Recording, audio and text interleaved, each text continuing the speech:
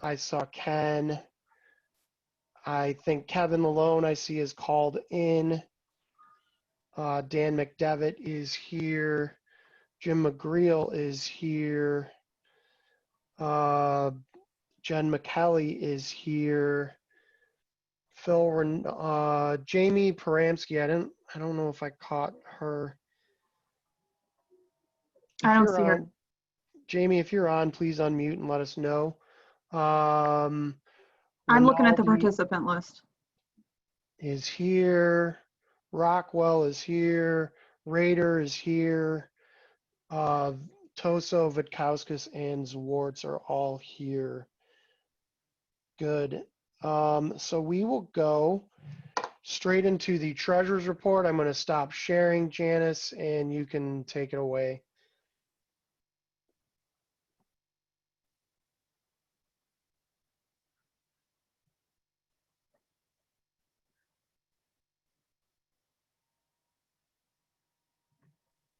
Don't forget to unmute, Janice. Yep. Is it working? It is. Okay. So our beginning balance for the year was $9,857.42. We've had miscellaneous deposits, mostly membership, Gravel Laker advertising, and apparel sales. So our total deposits year to date have been $20,778.32. Our expenses thus far, as you can see, have been $8,986.48. Mostly printing the Gravel Lakers, our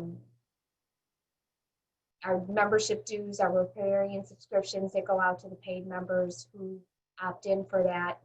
So our operating fund checkbook balance is $21,649.26. We do have some expenses coming up, which would be our officers and liability insurance, which is a larger expense, probably over $1,000. And that's it. If anyone has any questions?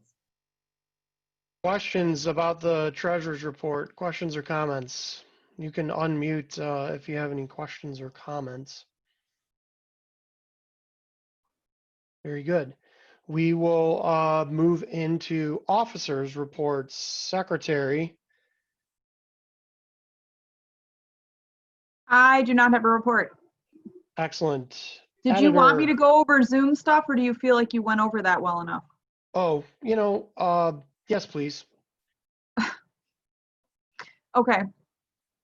So, couple of things. I started late, but I did start recording this session. So the session's being recorded. It will be recorded in speaker view. So unless you're speaking, I don't know that you're necessarily going to be recorded. Just one more time for people who were not on before we started. You can mute and unmute yourself in the lower left-hand corner. You can also start and stop your video in the same way. If you're having trouble with your internet, you may wish to stop your video. That may help to keep the lag down. If you have questions and you don't want to speak up, or you have a question during a time when it's, you can't speak up, there is a chat feature. There's a box in the middle bottom of your screen that says chat. You click on that and you can write a comment either to everyone or to even someone individually in a private way. So if you click on that, you'll see that there are happy birthday messages to Jim McGreal. So happy birthday, Jim McGreal. And that should be about it with the muting and the stopping the video and the chat. Yeah, we will be doing some polls when we do the elections today. And so that will pop up on your screen, and that should be pretty straightforward to do as well. I've got that ready to go. So go on. So keep your spicy, salacious chats private. If it's really good, please include me. We'll move on. Editor, I do have a report. Jamie did tell me she was unable to make it, so I did miss that. She has told me to expect a newsletter in mid to late October delivered to your primary address. Please send pictures to Jim McGreal. We always need pictures. We're always short of those, so please, please, please. I'm going to actually ask Jim to tell us which format he prefers and if he has any additions to that as well. Yeah, pictures are always useful. I know a lot of people post them to Facebook, which is great, although the Facebook pictures aren't high enough resolution for print. So if you have something on Facebook you'd like to share, please send me a higher quality image. JPEGs are fine. If you have a TIFF or a PDF, that's okay too. Yeah, the newsletter, I think Jamie's going to start assembling it in September, so we usually shoot for the beginning, mid-October. So that's where we are with the newsletter. Questions or comments about the newsletter, content you want to see, concerns you have, suggestions, etc.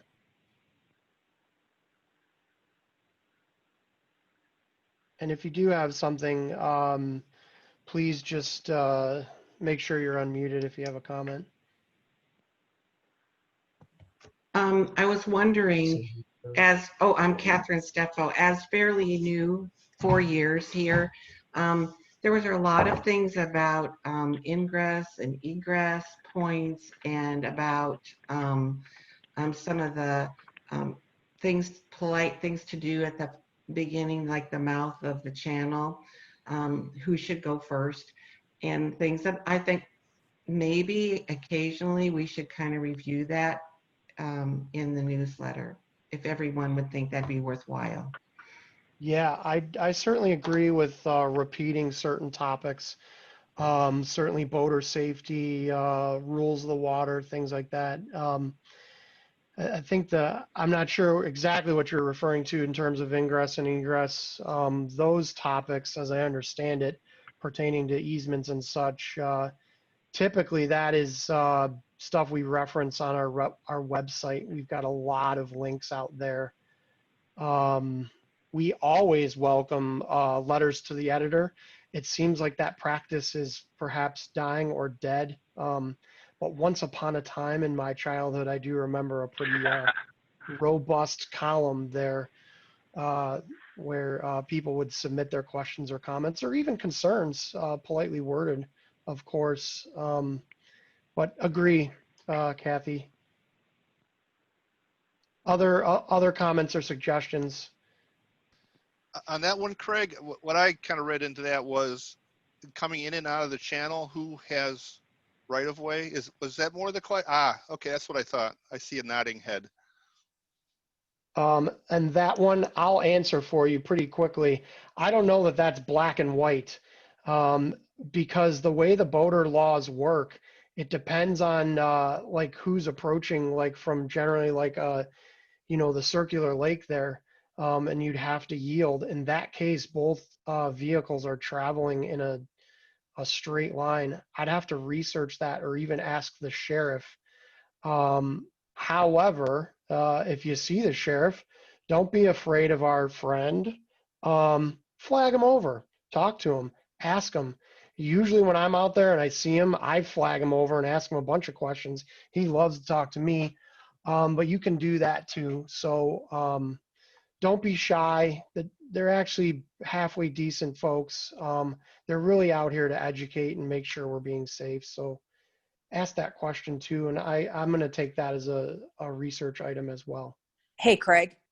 Yes. Suzanne, I actually did look that up, and it's actually whoever has least amount of navigability has the right of way. So when you're in the channel coming out, you have less ability to navigate. So you should yield to people coming out of the channel. And it is not happening because we always yield. If we're coming into the channel and there's boats coming out, we always yield to the people coming out, which is really how it should be. So I did actually research it. I'm curious if the sheriff would interpret it that way, but I definitely follow the logic of that. So because when you're in there and if you've got multiple boats coming out of there and you have to stop, you start to drift toward the boats on the lifts that are along the channel, and it becomes dangerous, especially if you have to wait a long time or you start to float up into the next boat. So I would say, but I will certainly ask him if we see him out there, but that was the way, everything I looked up, that was how it read. My ask, Suzanne, would be, even just as a requested courtesy, maybe put that on Facebook. Okay. And then we can probably confirm it, but the requested courtesy, I don't know that anybody can challenge that. We're not saying, what's right or wrong. We're just saying, here's a way to alleviate this situation. Yeah, and I think people want to be courteous. I don't think people do it to be, push their way in. I think people Sure. just don't know. They're Yeah, just and not we have a lot thinking of new about it. people on the lake too. I just pushed my way in, Well, I'll post something today. please. And I did post something too about the jet skiers going in between the reed field and the buoys, because that was another issue. They were going to the left of the buoy, in between the buoy and the reed field. And I just put a nice message, please, understand that the buoys are there to protect the reed field. Please don't. Yeah, that is flat out illegal. So, Yeah. Great, thank you. Yep. Anything else for the editor? All right, Internet Ops, the birthday boy, is back. I hope you've got some big thank- plans today, Jim. Well, maybe a swim. All right. Thanks for all the birthday greetings. Our website is gravellake.org. For those of you that don't know that, we also have a very active Facebook page. I think I'll concentrate on the website. In the last 30 days, we had 446 users and 568 unique sessions. So the users are unique visitors that come to the site. The sessions are, those 446 they spent a couple times on our site. Our homepage always gets the most hits, followed by the beach map, our association and members, the links and references page, fish and wildlife, and finally the calendar. Let's see, recent updates include boat wash information. I think we're going to be talking about that in a little bit. That's on the links and references page. We also have a video of our June 6th membership meeting, and we'll post the one we're doing now as soon as we're done. And we have the recent issue of the Gravel Laker in full color. Let's see, our links and references page, Jen McKelly is helping out with updating that. And we recently acquired a bunch of old newsletters from John Darren and Suzanne Reed, and we'll need some help scanning those in. So anybody that's got a scanner printer laying around and wants to use it, I got a bunch of things you can work on. Awesome. And I think that's it. I'm excited to see if there's some of those old letters to the editor that I have such a fondness for. So. Yeah, there's a bunch that have you in there, Craig, as well as it's interesting to see who was on the board, back 40 years ago. Yeah, that would predate me, but I used to be the editor of the newsletter. I actually did. I forgot it, I guess. I don't know. My youth fogged my memory or something. So. Right. Good. Excellent. Questions or comments about our internet operations, website, Facebook, et cetera? Okay. Excellent. Moving right along. Fundraising. Jen McKelly. Hello. We have had 3 t-shirt sales this year. Thanks to Rona, it was our only fundraising opportunity. We have made a total of $3,046.68 in t-shirt sales. So that was pretty successful. You guys love your t-shirts. We have one more sale date, Labor Day weekend. Time and date and location to be determined. And that's it. Awesome. Questions? Can I add something, Craig? Please. I just want to thank Lisa and Janice Pinkos for spearheading the ordering That's a huge undertaking, and it's certainly, I think we've got, I can't remember what she said, 20 orders, but that, we really appreciate those guys stepping in and helping out, because it's, going to bring us a little bit more income. Yeah, I can't be happier about how the fundraising committee is going. Always a hardworking group, but they've worked really hard to get us back in the black. And quite honestly, this is great to have some offset because we don't have our biggest fundraiser of the year. So just thank you for all the hustle and hard work, 4+ of you. Thank you, thank you, thank you. And just a reminder that everybody, if you want to place an order, you can still place an order till next Tuesday. So make sure you take a look at the Facebook page and get your order in. Good, thank you. Questions or comments regarding fundraising? Okay, I'll move on to water quality. We're in the same situation as we have been. Water quality remains very good. However, our cooperative lakes monitoring program is still on a hiatus as we don't have a funding source from the state. We are waiting for this eagerly to start again. We do have a few folks that are interested in picking up the torch and potentially even expanding some of the activities that we've done. As all of you know, or many of you know, Greg Garrett, with help from Sherry Kurdiak, had done this for many years, but wants a break, I guess, and a well-deserved. So that's kind of where we're at with water quality monitoring. Missy, if I'm correct, we do have a funding opportunity in 2021. Is that accurate? That is our understanding at this present time. There's a little bit of skepticism about that because it hasn't been officially approved yet, and the state of Michigan has cut quite a bit of money out of their operating funds, which has sorry, I'm being interrupted right now, which has impacted a lot of programs. So we're crossing our fingers that it's not going to impact CLMP as well. Good, we hope so. And I guess for clarity, CLMP is the foundational data collection that we do and many other lakes in the state do to measure water clarity, to measure nutrients like phosphorus and nitrogen or even oxygen in the water. Pretty important program, and to have that data over time kind of shows you the trend on whether your lake is improving, declining, holding.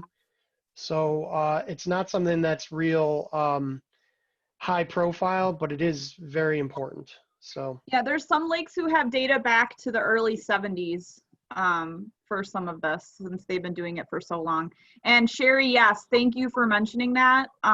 Greg is still taking readings this year, and there are people around the state who are taking this on themselves and doing the work without the program technically running. So I'm really glad that Greg is still doing that for us in the off year. And our hope is that data will be submissible then in 2021 when they open it back up again. questions or comments about water quality around the lake? I have Okay. one. Yes, please. Do we ever send the samples from the crap that's in the bottom of the channel to our buddies up there at PLM to see what they can do about decomposing the muck?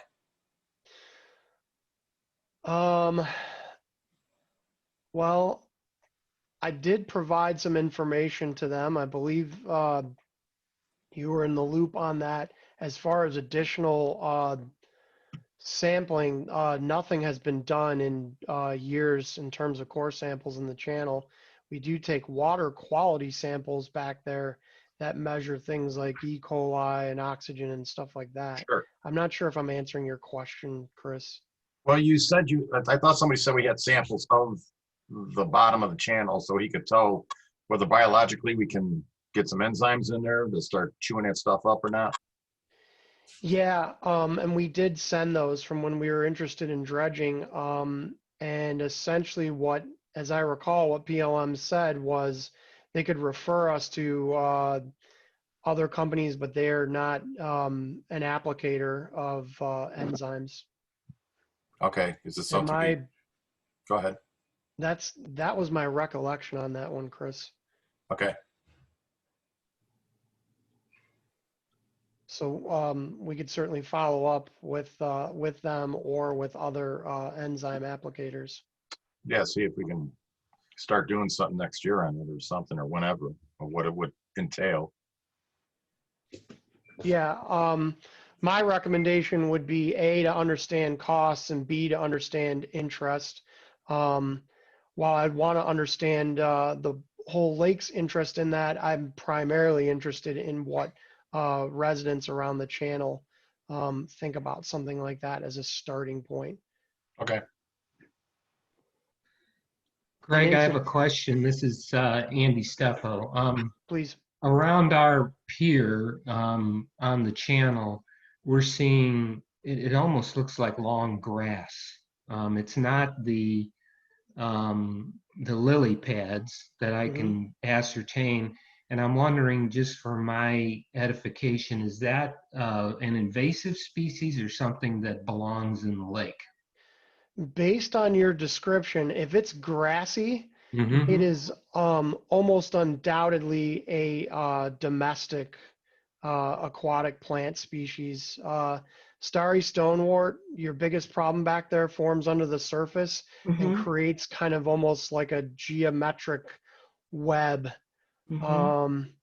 That kind of clusters up pretty bad. And then the other invasive Eurasian water milfoil, which hasn't been much of a problem back in the channel, I think because Starry has taken over. That looks more almost like a very narrow bottle Mm-hmm. brush with a Mm-hmm. reddish stem. Mm-hmm. Those are the two things to be concerned about. So based on your description, I'd say no, but what I encourage all to do, take a picture, send it to me, or even Oh, grab okay. a sample. I'm a bit of an armchair identifier. I'm not the best, but we can probably figure it out together. And knowing where you live, the next time I'm over there, I'm going to probably take a snoop around too. Yeah, please do. And I just really wanted to follow up with what Chris was saying. We're just interested in having an proactive approach to next summer's channel vegetation overgrowth. Hoping that perhaps it won't ever get as bad as it got this early summer. Sure. And we're dovetailing into the next topic, which is fine. What I would say is the channel is just going to be prone to starry stonewort. It's an algae. The channel is low activity, relatively shallow. It's surrounded by homes with many manicured lawns. It's just a great opportunity for runoff and nutrient concentration. That is just a primo space for algae to grow.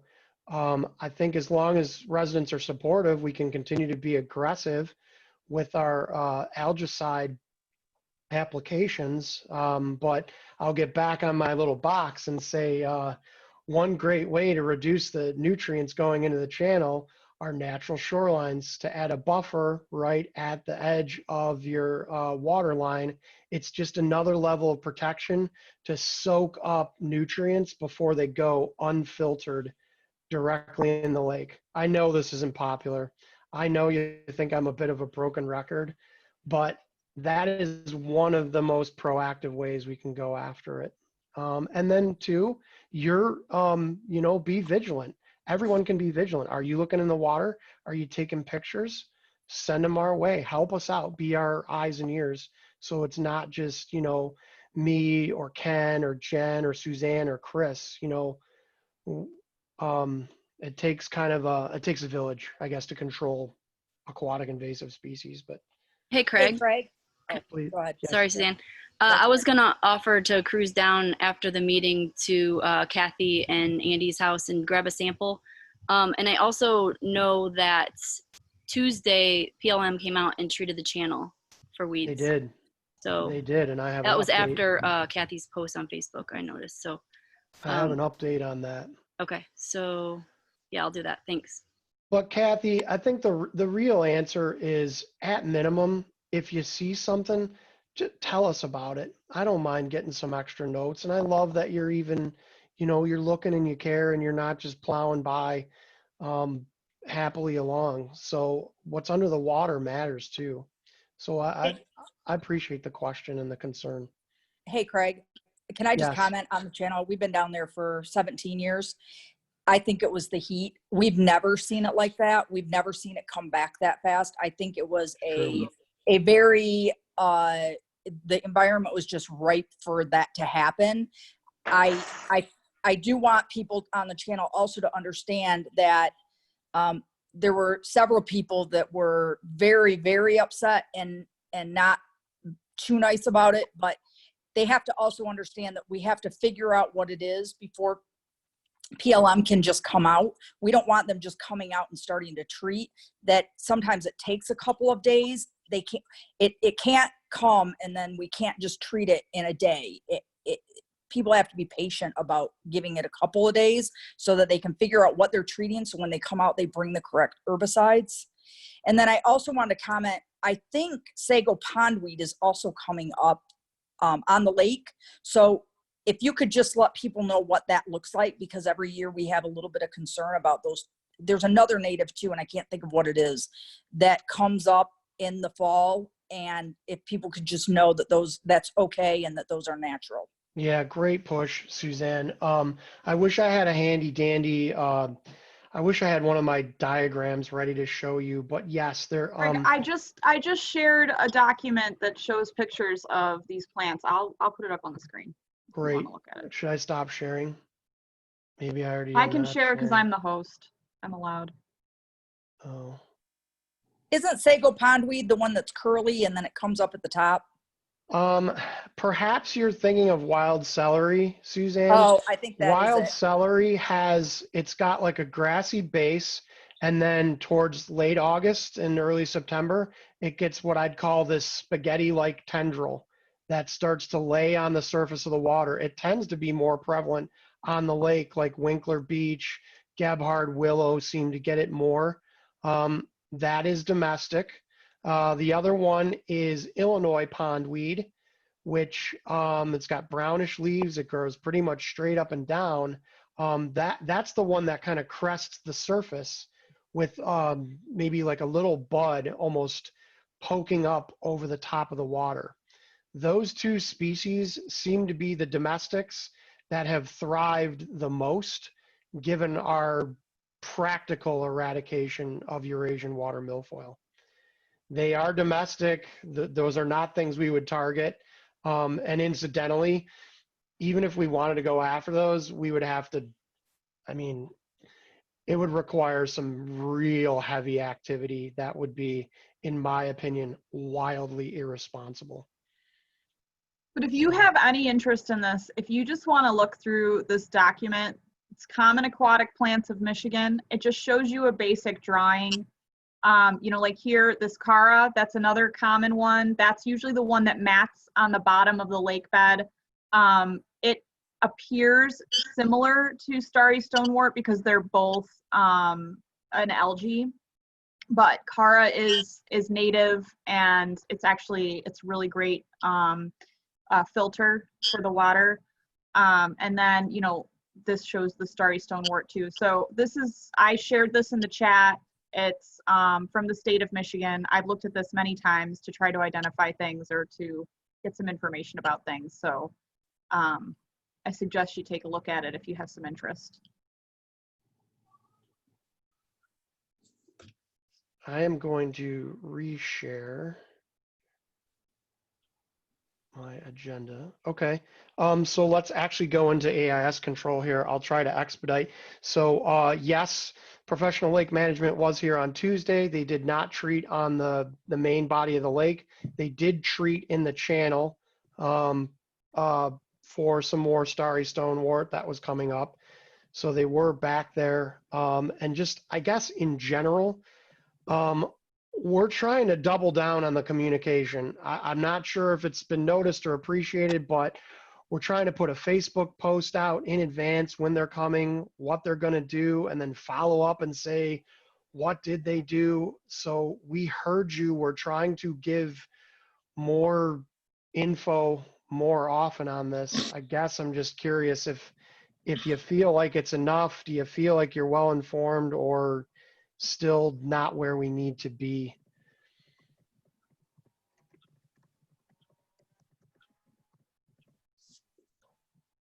I guess as you're pondering that, Ken, I don't know if you have additional comments.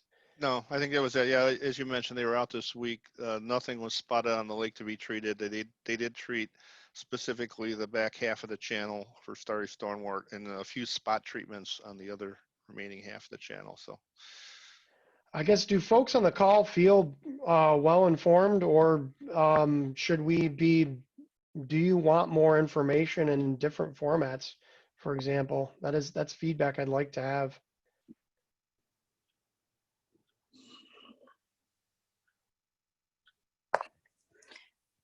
I feel like we do quite a bit with Facebook and the newsletter.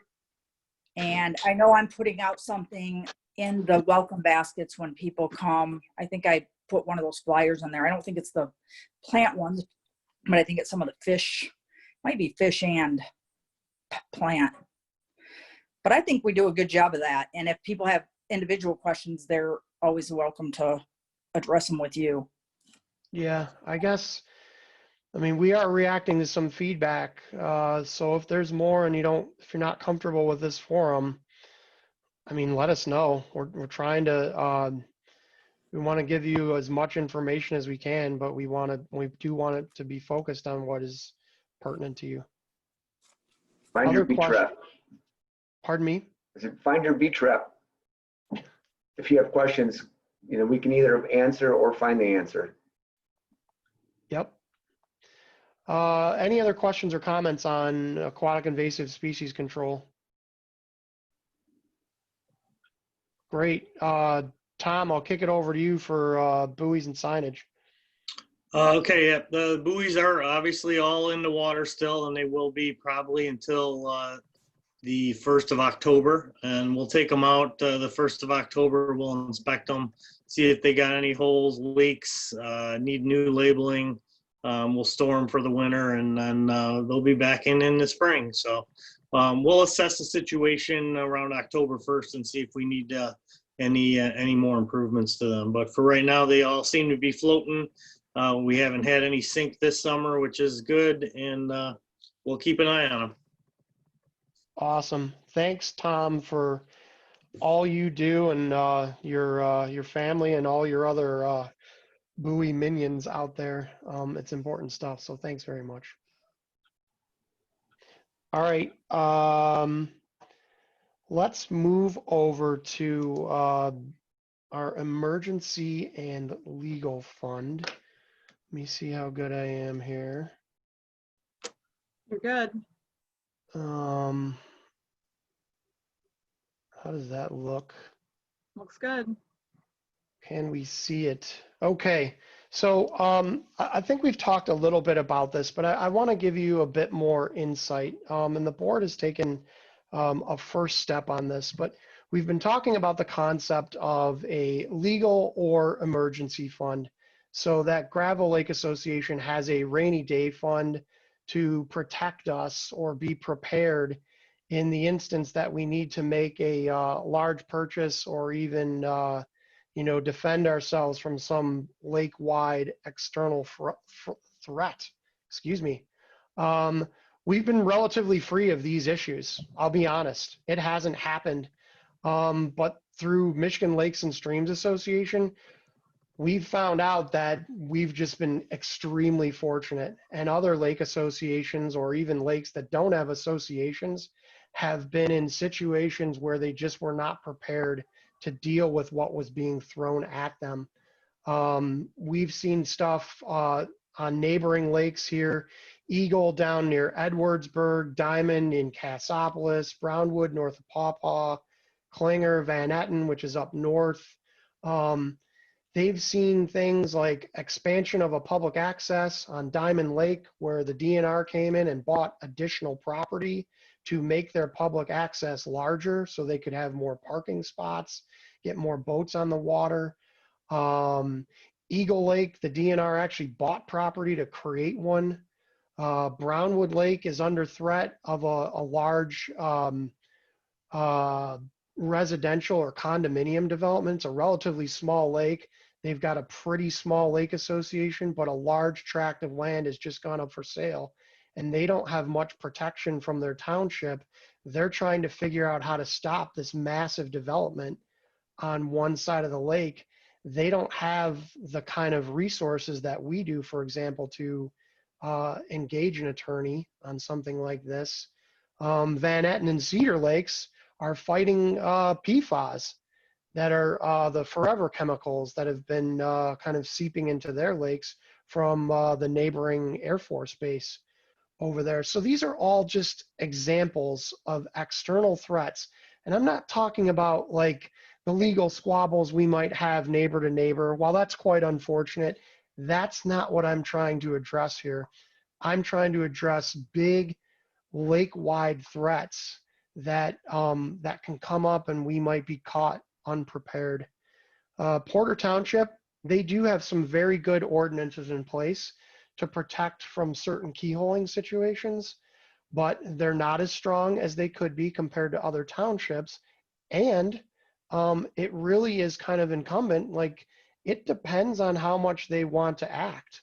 They can choose to enforce or not, depending on their appetite.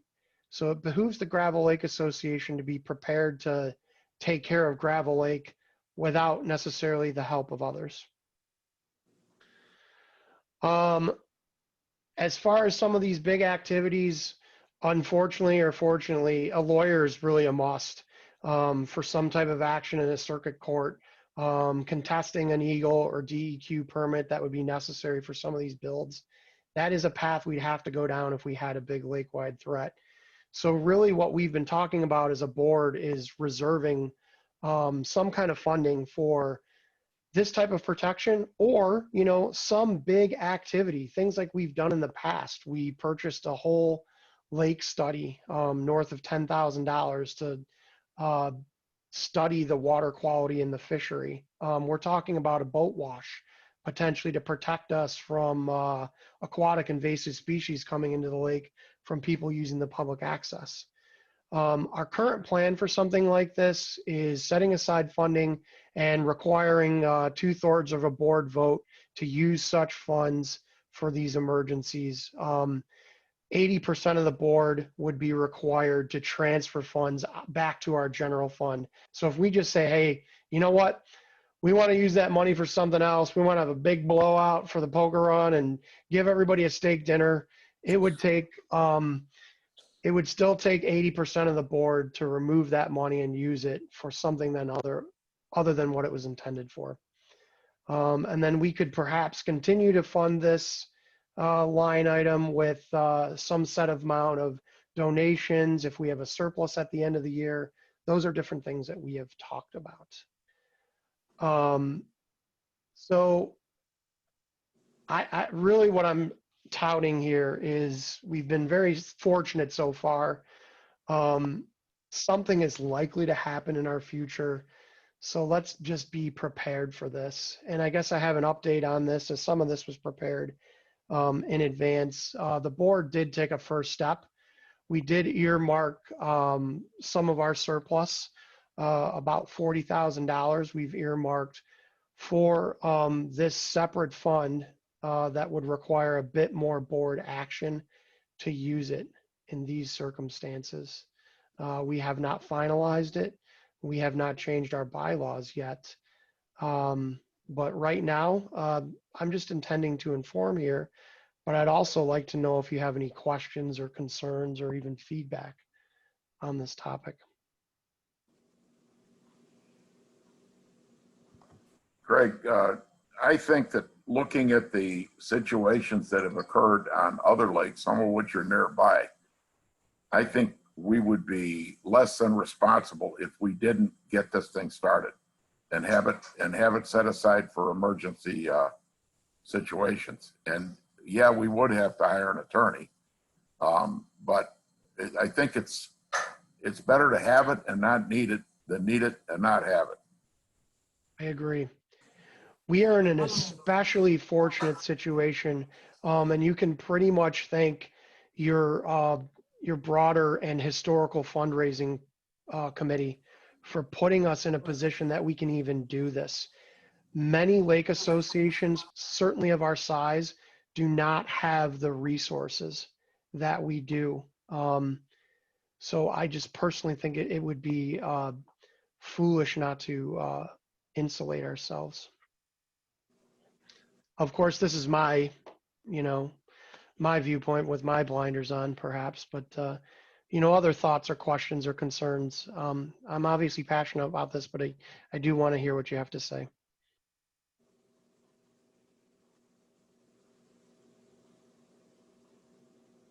You guys are a quiet crowd today.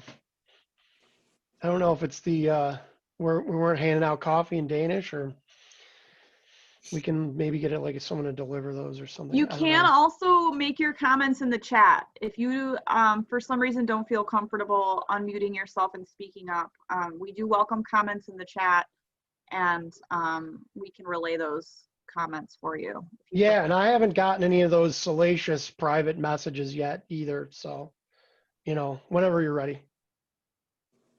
Okay, let's move on. I'm here all day, by the way.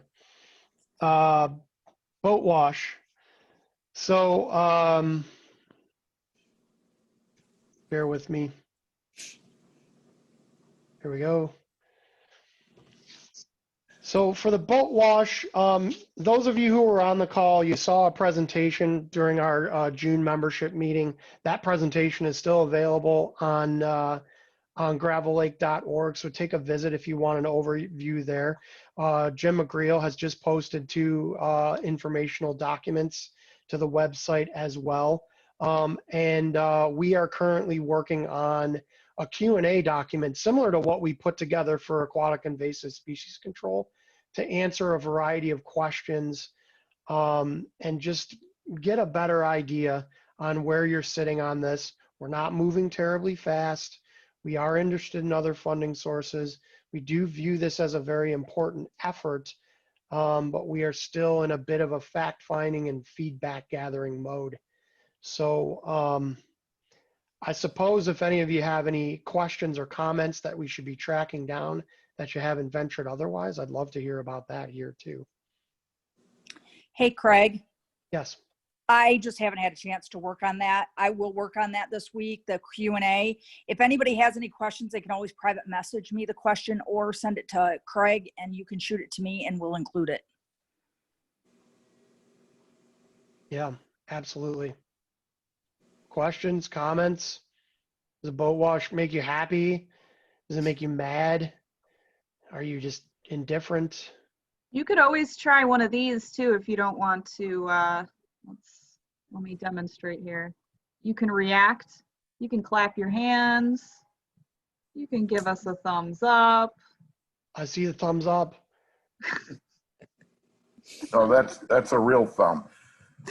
There you go. My only concern about the boat wash is the idea is to keep people from bringing invasive species into our beautiful lake. And I think that's admirable. But I watch these guys launch these boats, and when they get there, what their goal is to get the boat in the water so they can go out and do whatever they're going to do. I don't know how many people would actually stop on the way in and clean their boat off, especially when there are people behind them who want to get past them and put their boat in. So that's my only concern. That plus the potential for vandalism to the property, the boat wash equipment. Other than that, I think it's a great idea, but I just don't know if it'd be used that much. Can I address that really quick, Craig?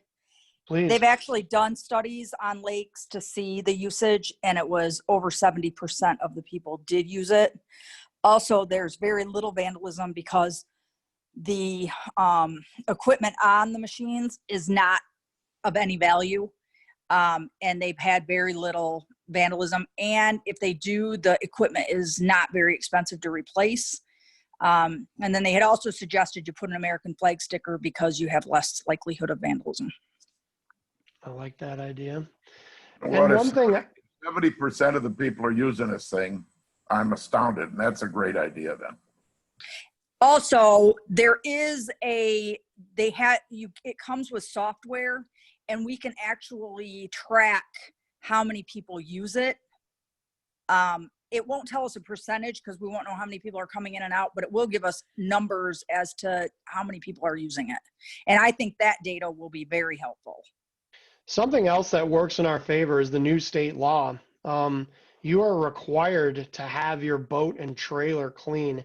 You can be ticketed for it. I don't know how they're doing it or if they're doing it, but technically, dropping your boat in with a bunch of invasive species could get you in trouble if, for example, the sheriff or the DNR is there. Now, we all know the sheriff isn't parked there, although we do get quite a bit of attention from the sheriff, probably a disproportionate amount for the size of our lake. But it is technically a way to enable one to follow the law. Other thoughts or comments? These are great questions. I mean, these are legit questions. Yeah. Hey, Craig, I do think that that's the purpose of the Q&A before we do anything. We did it with sewers too. There were a lot of people that were not on board with sewers, and we formulated a whole Q&A thing that everybody received a copy of, and it really helped. And then if there were further questions, we could address just those additional questions. Sure. We did have a comment in the chat that it was not a concern about the boat wash, saying that the cost would be huge and the ongoing maintenance required is a concern, and that they'd rather see the money in the legal fund than for the boat wash. So just good sharing. comment. One thing I would say is just as a reminder, because we have a special assessment district to control aquatic invasive species, I've already confirmed with the township that that fund or surplus in that fund can be used for something like this. Perhaps not in its entirety, but since the design is the same, treatment of aquatic invasive species with herbicides or prevention of AIS with a boat wash, those things would apply. We would not necessarily have to fund this completely out of our GLA fund, but still, this is the type of stuff I want to hear. So if you think of more, email either one of us, Suzanne or I. Love to hear from you. Throw some rocks. We don't care. Hey, Craig. Here's some more. There's more things in the chat. Great chat. The upfront cost. What is the upfront cost for the boat wash? So the estimate we received was about $40,000 for a unit and the installation. And then my quote will be probably a little bit off, $1,000 to $2,000 a year for maintenance, upkeep. Okay. Suzanne had something else.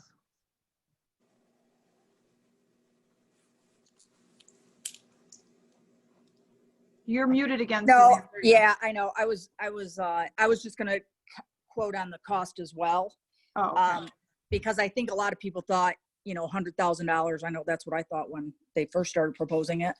But it's not, it's a big cost, but I don't think it's, it's not 100,000. It's around 40. And that also includes all the software installation. That'll be in the Q&A. Again, we're not moving extremely fast, so we're trying to give you some time to react to this. But it is this is an excellent proactive measure. As mentioned, what can we do to stop things before they occur? This is an example of that. So I'm going to move on. Keep us moving. I'm a little over time here, and I apologize. for that. So next on the agenda is Shaw Road. Phil, I don't know if you're in a good spot. If you are, great. If not, we can come back to you. Can you hear me good? Yes, we can. All right, great. Thank you. Welcome everybody. Good morning. This is the Shaw Road update. So just to give everybody that update, we went to the Porter Township meeting on August 12th, and we had really good representation from the Gravel Lake Association and a few of its members around the lake. So I appreciate that. We want you to know that the township, they are very supportive of it, and it's great that we have from the township, and we have road commission.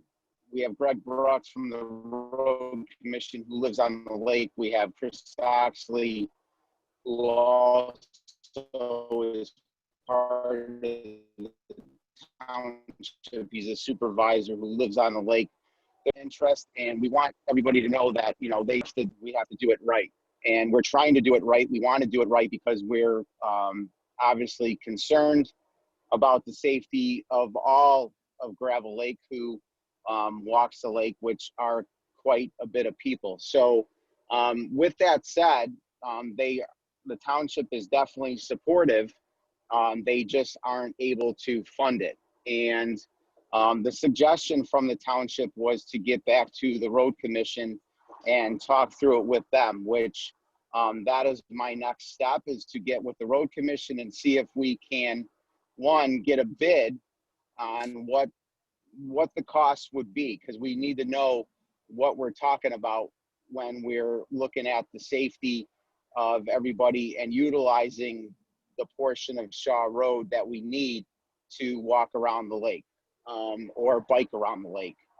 So we're going to work on getting a bid so we can have a little bit more discussion or present some Q&A to the members.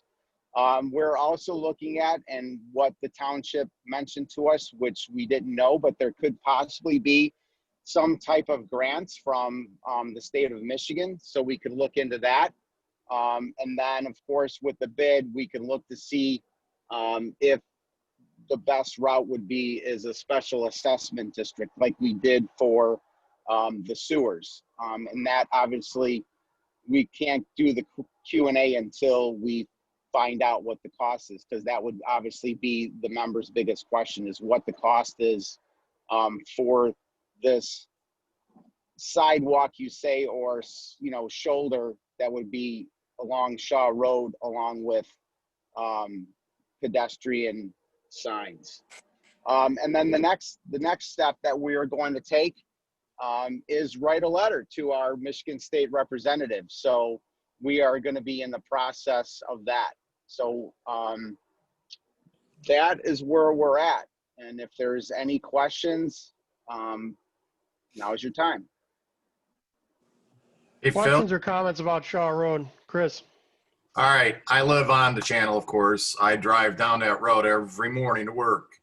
The bad thing about that road, which should be brought up, is in the morning at about 7 o'clock when I leave, that sun comes down that road and blinds you in your car. And I've had people jogging, walking dogs that early in the morning where I had to actually stop my van, look out the side window to make sure nobody was there and I didn't run them over. Yep, it's another good point of the reason why we're so adamant and we're so enthusiastic about getting this shoulder or getting a walk path along Shaw Road with some signs. Thanks, Chris, for that comment. If I had to make a choice between a pathway and a boat wash, I want the pathway. You might be able to have both, Chris. Well, that's good too, but I'm just saying, or comments? that's, you know, the problem with the boat wash, I think, is that you got 30% that's not going to do it, and those are the people that are probably going to bring the garbage in. So, you know, it's a good idea, but the pathway is a life-saving thing. So, I mean, it's a life-saving for a person, not a life-saving for a lake. True.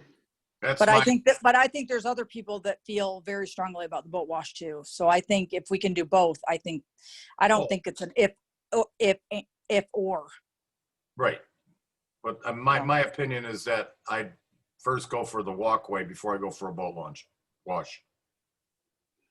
Well, I think we're a ways out from the boat wash anyways. Okay. Well, I'm just giving my opinion. Yeah. Yeah. Other questions or comments? Okay. Are you proposing the engineering and the study be paid for said walking path? I missed the first part of your question, Greg. Well, in order to get a bid, we got to know for sure what the final expectation is, and if that would even be permitted. But there'd be a fair amount of engineering and survey work before you could get an accurate bid of any kind. From a road commission standpoint, I can't put public funds into that. So design work is needed before a bid is received, right? Yeah, and we'd have to have know for sure what we want. Okay. Well, and that's something that when we talk, Greg, in the future, that would be something that will lay down the what we're looking for a little bit better, so you can do the study and then be able to provide us with a bid, so then we can see how and how much the funding is going to be. Well, in order to come to that, we first need to have that conversation. You're correct, but in all likelihood, the Lake Association is going to have to fund said survey and engineering work. The road commission can't put public monies into that.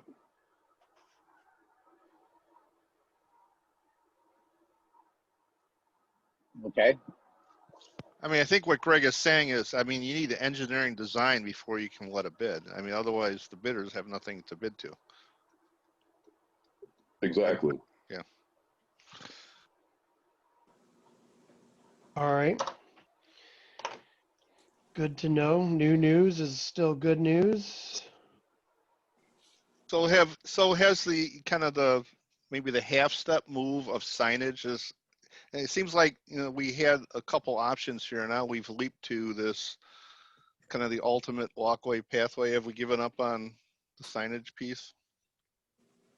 The signage piece would be part of this, but it's not like we can just get signage. We've gone to the township, we've gone to the road commission. Of course, signage would come from the results of a traffic study, which a traffic study is not at our best interest from talking to the road commission, talking to the township, but also due to the the COVID-19 situation, it doesn't look like it would go in our favor. So the next step is to go the route of going back to the road commission and seeing what we need to do. And if a survey is the next step, then I'll discuss with Greg and the road commission what that cost would be, and then we'll go from there on the next steps. Got it. Okay. I think it's a good plan, Phil. For sake of time, I really do have to move us on, but I appreciate some of the feedback and the new information as well. I want to move into trustee elections. Bear with us as we're trying this kind of for the first time. The way this is going to work, hopefully everyone can see my screen. The way this will work is we will accept nominations by beach, starting with Sandy Beach. I've listed the incumbent trustees for each beach, as they've all agreed to rerun. So we can accept those nominations. Missy's going to help me with a generic vote by trustee that'll be on the Zoom meeting. And then you can, I guess for nominations, you can unmute to nominate trustees. So if there's no questions, we'll kind of go through this and we'll go beach by beach. I will open nominations for Sandy Beach. The incumbents are listed there. Do we have any nominations for Sandy Beach? Yeah, Dan McDevitt here. I'd like to nominate Jen, Suzanne, and Chris for Sandy Beach trustees. They do a great job. Okay. Jen McKelly, do you accept? I accept. Suzanne Reed, do you accept? I accept. Chris Toso, do you accept? I accept. Okay. Are there other nominations for Sandy Beach?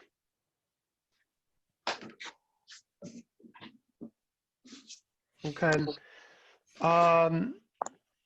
Missy, I assume we should do this one trustee at a time? Yeah, that's the way I had it set up. Fine. This first vote will be for Jen McKelly for another 3-year term on Sandy Beach.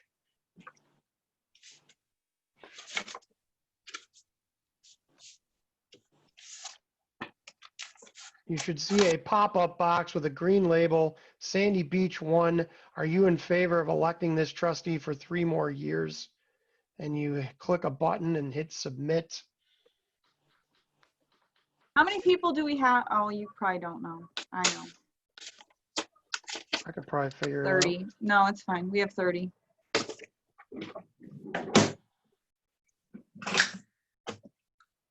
All right.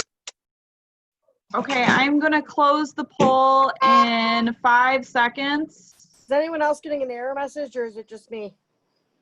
Yeah, you know, I'm not seeing the green pop-up box you're talking about, Craig. Huh. And Are you on a I phone get the or an box, but then iPad? when I click submit, I get an error message. Huh. Well, here was our results. 24 people were able to. I was able to submit. Okay. All right. Okay. Mine were good. All right, are we on to the next one then? Yes, since there were no other nominations, yes. Suzanne Reed for another 3 years on Sandy Beach. You guys are fast. The faster, the better. I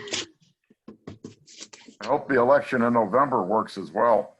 Yeah, don't hold your breath. I'm not.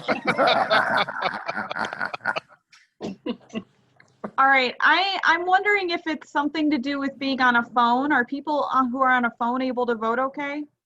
Jim, are you on a phone? I'm on a phone and I can vote fine. Okay. I'm able Me to. too. All right, well. All right. We'll plow on. 5 more seconds. I'm just making sure. All right. Those are There's your our lost results. ballots. Okay. Great. That passes. Okay, Chris Toso for 3 more years on Sandy Beach.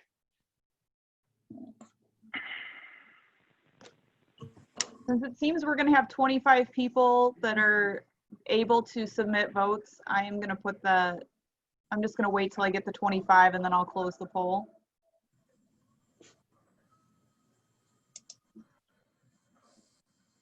Yeah, there's a learning curve here, folks. So I hope you understand.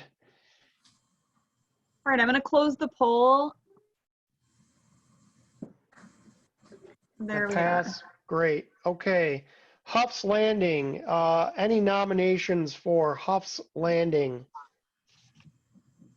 I nominate Dan McDevitt.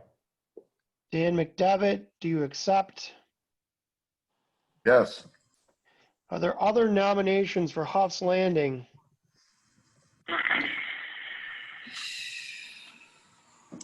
No. Okay. Let's vote. Hold on.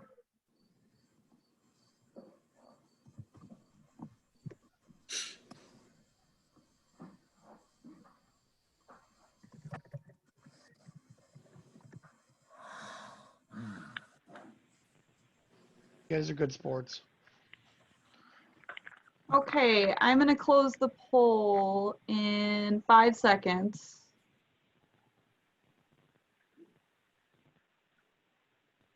All right. Great. Nominations for Gebhard Beach are open. I will Nominate Phil nominate Rinaldi. Phil Rinaldi. Phil, do you accept? I accept. Other nominations for Gebhard Beach? Sorry, I'm trying to keep up here, I promise. No worries. We will close that and we will vote as soon as you're ready. I'm ready. Go.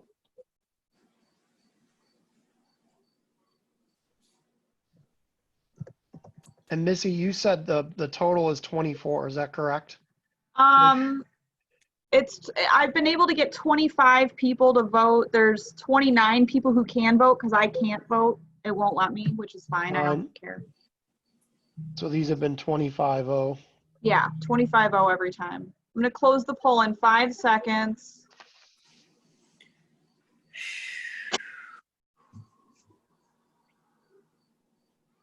Okay, let's open up nominations for Willow Beach. Any nominations for Willow Beach? I nominate Carol DeSimone for Willow Beach. Carol. Or Carol Rader, sorry, because that's what she is technically on here. I was looking at her screen. Mom, do you accept? Yes. Are there other nominations for Willow Beach?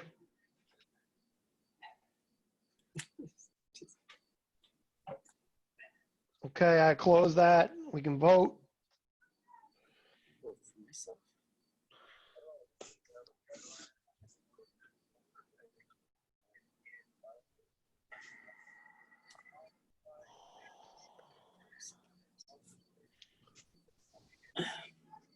And I would say you can close that shortly.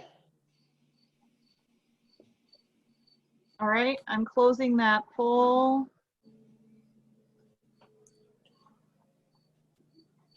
All right, let's open nominations for We got more that time. for Winkler Beach. I nominate Dave Brown and Ann LaForge. I accept, and I accept via proxy for my mom. Dave, remind me, you guys serve as a single trustee? Yes, we're Co-trustees. We're co-trustees. That is correct. Thanks for the reminder. Are there other nominations for Winkler Beach? Okay, I'll close that. Let's vote.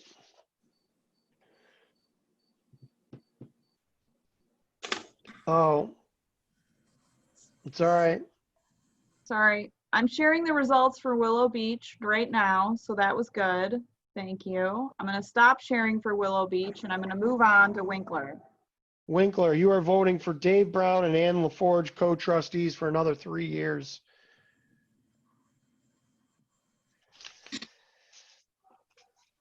By the way, Craig, Dave is a lot nicer to his mom than you are to yours. I know. Sorry, Mom. Does Dave cook his mom dinner almost every day of the weekend? Dave, did you vote against yourself? Sorry, I shouldn't give away the results. Yeah, I did. All right. Thank you. Duly noted. All right, closing I poll. voted against my mom. I wanted to voted say against I your just mom? voted against my mom. Okay, so that's a 24-1, Missy? Yeah. 25-1. It was 25-1. We've had someone join us who was able to vote, so Thank you. there's All now right, 26 people able to vote. duly noted. Idleese, For some reason, mine started working, Missy. Oh, good. good. I don't know why it wasn't before. I nominate Idleese. Tom Zords for Idleese. And I nominate Janice Pincus. Tom, do you accept? Yes. Janice, do you accept? Yes. Are there other nominations for Idleese? No, we'll close nominations and vote. First vote is for Tom Zwarts for another 3 years. Okay, Idleese number 1, launching poll.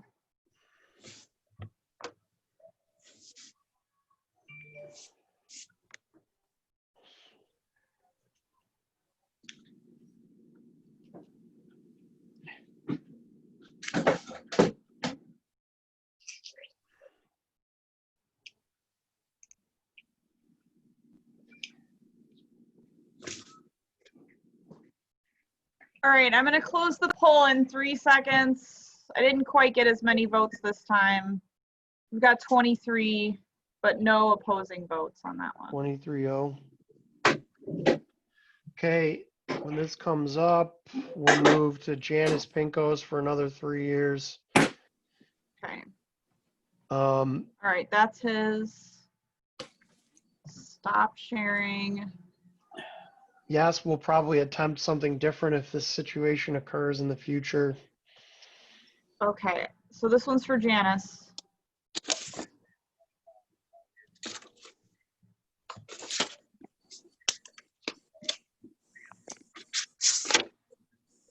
The technology is nice. I guess now that I know, I guess I'll try to figure out something different. And we didn't have as many attendees as I thought we would have. Okay, I'm closing the poll in 5 seconds. Okay, there's your results. How many was it? It was, I mean, there's 24. 24-0? Yes, yeah. Okay, great. Let's open up nominations for Streeter Beach. Ken Hochsprung nominates Linda Vikauskis and Christy Vikauskis as co-trustees. Linda and Christy, do you accept? Yes. Are there other nominations for Streeter Beach? Okay, nominations are closed. Vote, please. Oh, Or sorry. post- Hold on. Here's your idlees. It makes me do this every time, so I'm sorry that No, it's all maybe right. I already shared it. Sorry. Okay. Streeter Beach, coming up right now. There you go. This is for Linda and Christy Vitkauskas as co-trustees for 3 more years.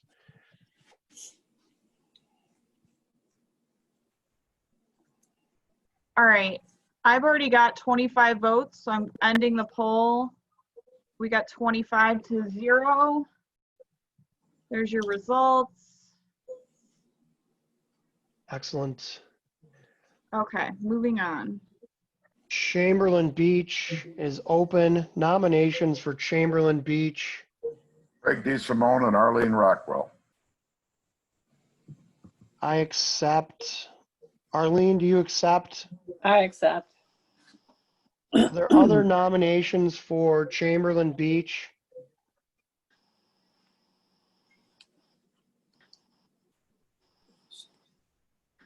Okay, I'll close that and we will vote first on Craig DeSimone.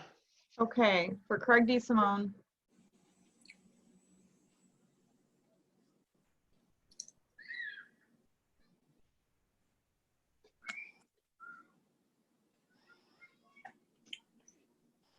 All right.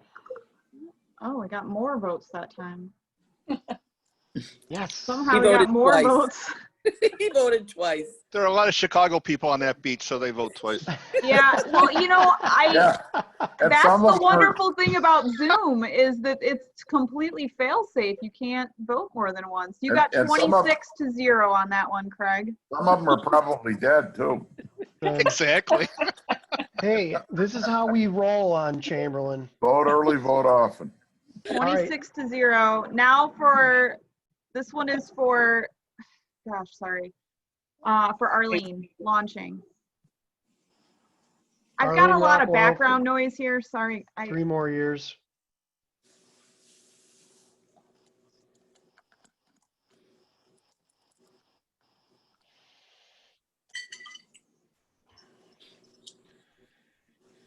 You're really good sports.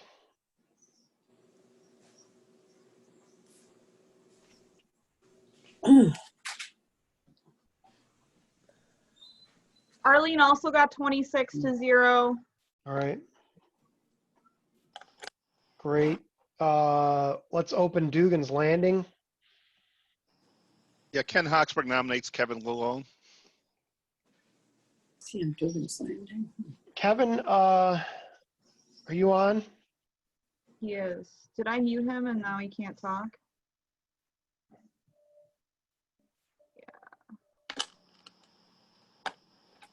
Kevin, do you accept? He's muted. I just asked him to unmute himself, but I don't know how that Well- works. Oh, there he is. He's on now. We should be able to hear him. I accept. Excellent. Thank you, Kevin. Other nominations for Dugan's Landing? Okay, we're closed. Vote, please.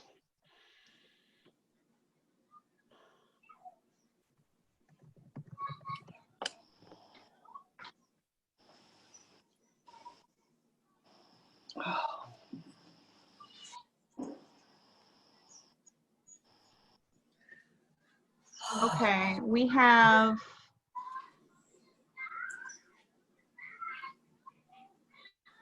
looks like we have 25 votes this time. I'm going to go ahead and end polling. Okay. Here's your results. Okay. So it's 24-1. Yep. Good. Lewis Beach. Linda Vitkowskis nominates Ken Hochsprung for Lewis Beach. Ken, do you accept? I accept. I accept. Are there other nominations for Lewis Beach?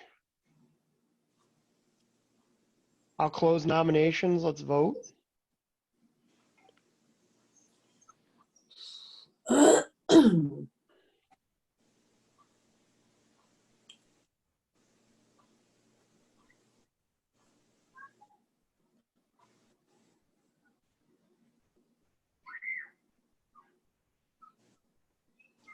Okay, looks like we've got 20. Oh, now we have 26 votes in for that. So I'm going to end it.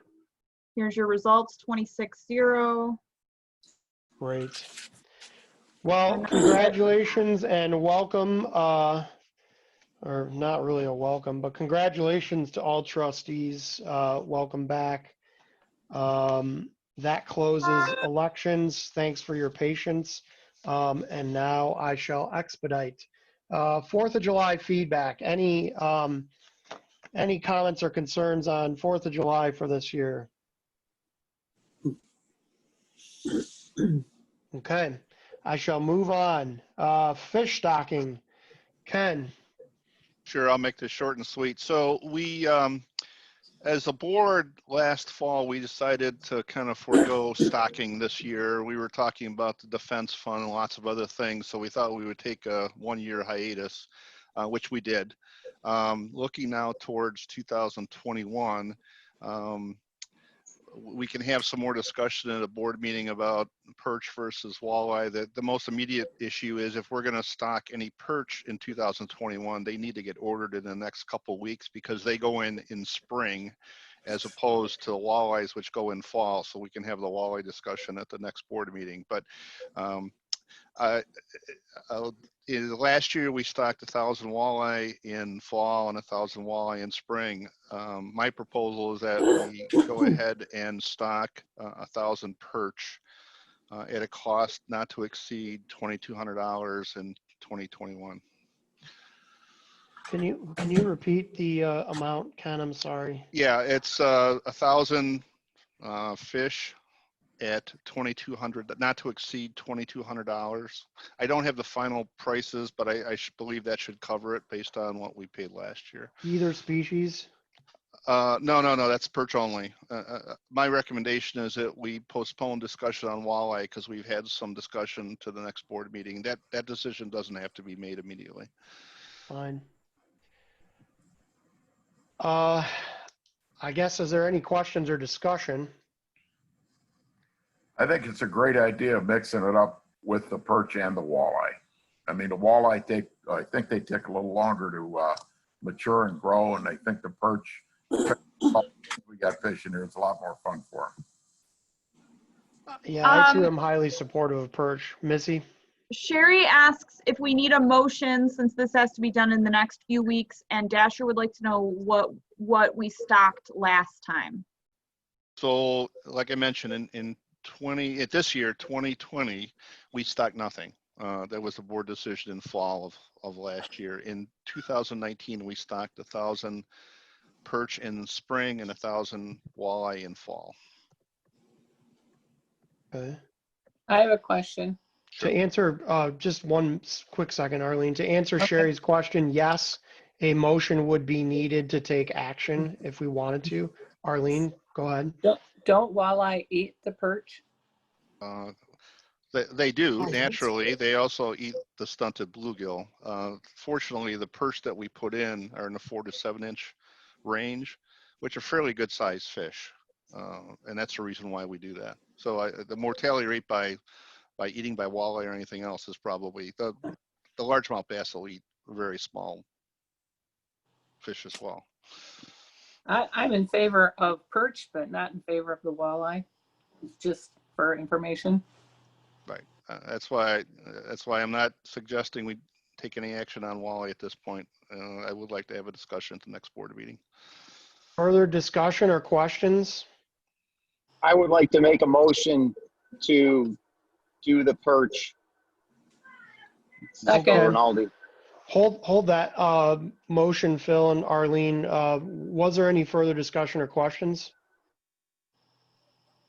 I'll take that as a no. I'll close that discussion. Phil, please restate your motion.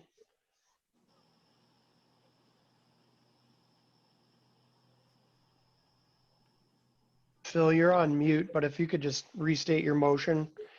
Yeah, I make a motion to go forward with the purchase of the perch stocking. Yep. So I'm going to word that as Phil Rinaldi makes a motion that we stock 1,000 perch not to exceed $2,200 Right, that's correct. for spring of 2021. Thanks, Arlene? Missy, for the clarification. And I second. Okay. Motion by Rinaldi, seconded by Rockwell. I guess let's just try a voice vote. All those in favor, unmute and say aye. Aye. Aye. Aye. Sorry. Aye. All Aye. those opposed say nay. This was. All right. I'm going to just say that carries. Thank you. Anything else on that, Ken? Nope, that's it. Thanks. Okay. Moving on to the next topic, gravel lake safety theft. Just a reminder, I'm not going to belabor this. There have been a lot of break-ins. The two things I want to tell you, lock your cars. Always lock your cars. And the second thing I want to tell you, no matter what happened, even if someone fiddled around and didn't get anything, please report it to the Van Buren County Sheriff's Department. Report. They need the data. Questions or comments? Yeah, just one question, Craig, is I'm not on Facebook, but I check my wife's every once in a while. Have there been actual car break-ins, or are these theft by opportunity, meaning cars left unlocked? I believe it's more theft by opportunity, but I do think there was one or two situations where things were broken. I thought there were broken windows and everything. I think it was both. Yeah, I spoke to some of the officers as I was walking around the lake that were taking reports. These were actual break-ins. Craig is right. Lock the car. And the other thing is, a lot of people keep a cup where they throw their spare change in. I know I do in my truck. When you're going to leave the car, just cover it up with something. Because that's one less thing for these clowns to focus on. Or if you have any boxes in the back seat, I mean, make it unattractive, right? That's the point. Absolutely. Okay, good. We had some things that people brought up in the chat that I've been saving. Okay, please. Okay, Are they so related to this topic? no, I'm moving on to other new business possibly, or even just Yeah, announcements. we're ready. Other new business. Go ahead. Okay. So the road to the boat launch gets very dusty in the hot weather. It says Andrew Steffo and Kathy and Andrew say we oil the private roads to Huff's Landing, which eliminates all the dust, even though there's been lots of construction traffic this summer. Can we ask the state to oil the boat launch road and access to suppress the dust? Well, I don't think this has ever come up before. We're wildly fortunate to have someone that might be able to answer that question on the call. I don't know if he heard the question. The boat launch is maintained by the state DNR. That would be a question for them. I don't know if they make habit of doing that anywhere else. Road commission right away ends where the asphalt changes to gravel. Good to know. That's out of our jurisdiction. Got it. Well, thanks for that answer. So we can ask the DNR about that. Craig, My uninformed opinion would be that that's a terrible idea. Oiling the road right before boat trucks and trailers are being backed into the lake. We might as well just dump the oil on the lake. Yeah, I would agree. I mean, the tires are going to pick it up immediately and it's going to right into the lake. I agree. I would not Good. support that plan. Great. I mean, I do like that answer, but open to the questions. Greg? The products they use today are actually a manufactured product. 50 years ago, yes, it was actually oil. The term oiled is still used. It's actually calcium chloride. It's a man-made manufactured product, and it's pet safe, safe on the water, supposed to be safe on all your vegetation as well. Good to know. That helps. Who does ours in the Great Lakes Chloride does ours countywide, and they are actually the only calcium chloride manufacturer that is both FDA and EPA approved for applications in the country. All right. We will, we can at least send a note to DNR. Ken, do you mind taking that one? Yeah, I'll do it. Yeah, I'll take it. Thanks, Greg, for that clarification. That was helpful to know generally. What else you got on there, Missy? Okay, also, and I noticed this myself this morning as well, the two large planters that are on McGreal and Markunis's property on Huff's Landing, on that trail they allow us to use, have been knocked over. The staffos say it's been twice this month. I did see it this morning myself. So I guess that's more just a PSA, like look out for people knocking those over, because that's not nice. I don't think those are heavy too. I don't know how they're doing that. Yeah, we've seen that the last couple of weeks. It looks like someone's trying to get through there with an ATV. We've seen tire tracks, so we're picking them up. We put a note on there saying, please don't move. We're trying to, make it accessible for walkers and strollers and everything. So we're doing what we can. One thing I would like to add, because I'm on Gebhard Beach, so I see the activity that goes by, and there's been very aggressive, high speed. There was I can't think what it's called right now, but a go-kart, like a two-person go-kart that was flying down the street, and they were trying to get up to that area, as well as some golf carts. But we really have to be mindful and be looking out for that. If you're walking your beaches and you're seeing the kids, I mean, I love to see the kids having fun, but they also need to respect others and also be careful, because they are driving a motorized vehicle. And as far as safety goes, we definitely don't want to see somebody walking across the street to the back lots and so forth and get struck. So, and again, we appreciate the openness so that we can walk around the lake, because obviously I'm all for that, and be respectful to other people's properties when it comes to the those planters. Don't move them. They're not yours, and you're gonna ruin a good thing, whoever's doing it. I would agree with that. I would love to see a letter to the editor, or even a very politely worded Facebook post on both of those topics. Perhaps we can rely on the generosity of the new owners, but the previous owner was ready to close the whole thing down. Well, we're committed to keep that open for walkers and strollers and everything else, because we do that too. Liz planted the flowers and the planters. We thought it was a nice touch, but yeah, someone knocked them over a couple times. So, we'll just, the plan is to put some sort of, I don't know, just opening there and keep it open for all the hikers and everybody. So that's Oh. the plan. We had some Jersey walls, which are big concrete things like they use on a highway. And those were in before the construction started. Just a thought, my property, but as much as I'd love to count on the goodwill of people, those are idiots knocking those things over, and they're so taking care of stupid. I think maybe some more permanent barricades are going to be necessary when the construction gets done.